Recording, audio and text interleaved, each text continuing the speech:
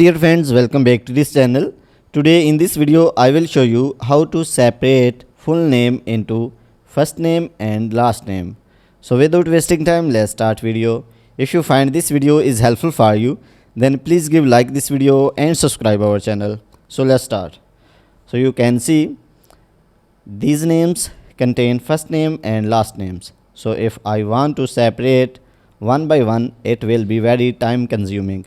So I will show you a simple trick.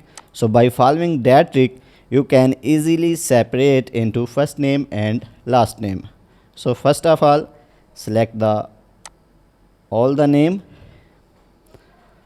So after selecting the name, you will see data option. So just click on it, and then you can see text to column option.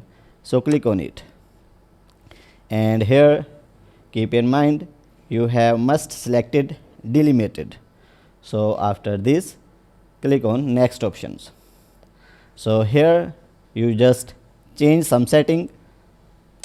You just selected comma and space. So after that, click on next options, and here also change some setting. So firstly, change the destinations. So select the first name of first cell.